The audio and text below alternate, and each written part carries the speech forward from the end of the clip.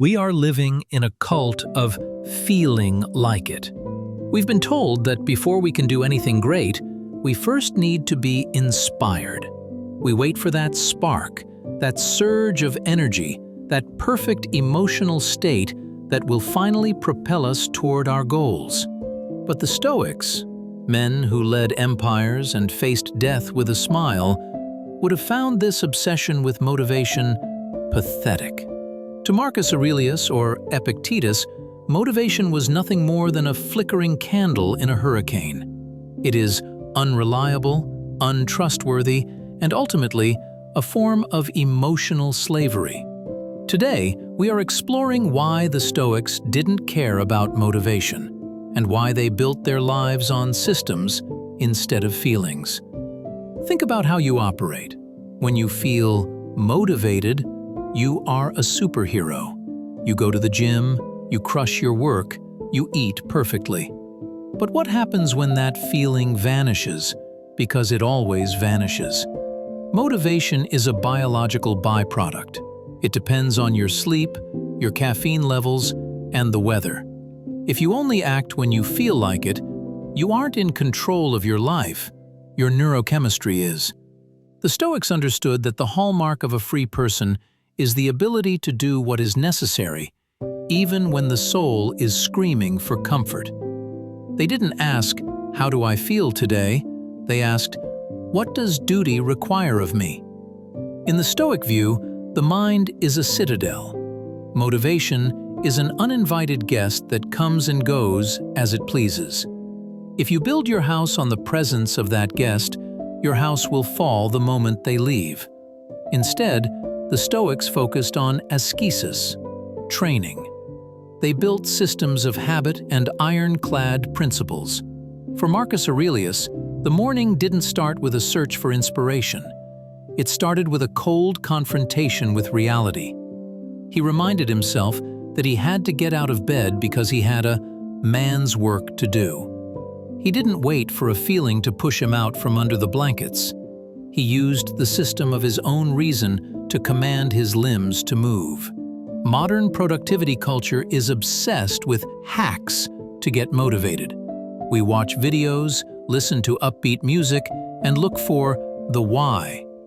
But Stoicism suggests that the more you chase motivation, the more you reinforce the idea that you need it to function. This is a dangerous lie. You don't need to feel like running to run. You don't need to feel like writing to write. You just need to act. The Stoics practiced premeditatio malorum, contemplating the worst-case scenario. They didn't try to get hyped up.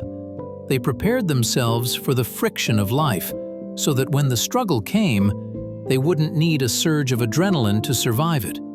They would have their character instead. The danger of motivation is that it is fundamentally tied to the outcome. You feel motivated when you think you're going to win. But the Stoics focused on the process, the internal goal. They understood the dichotomy of control. If your motivation depends on external success, it will shatter the moment you face a setback. But if your system is built on the internal victory of simply showing up and doing the work, you become unshakable. A system doesn't care if you're winning or losing. A system doesn't care if you're tired. A system just runs. How do you implement this in a world that constantly begs you to follow your heart? You start by realizing that your feelings are not your masters. They are your weather. You can acknowledge the rain without letting it stop you from walking.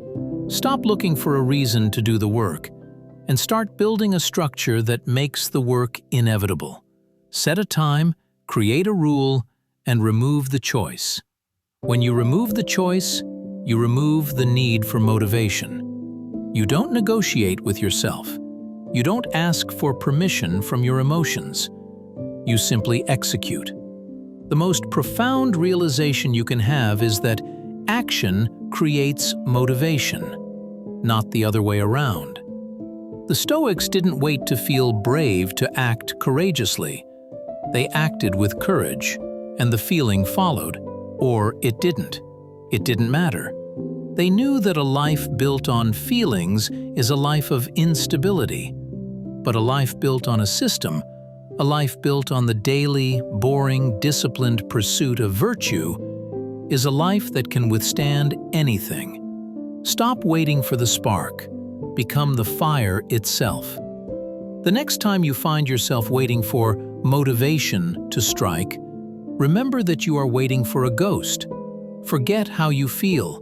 Remember who you are and what you have decided to be. Then, do the work. Not because you want to, but because you are the master of your own mind. And that is the only freedom that truly matters.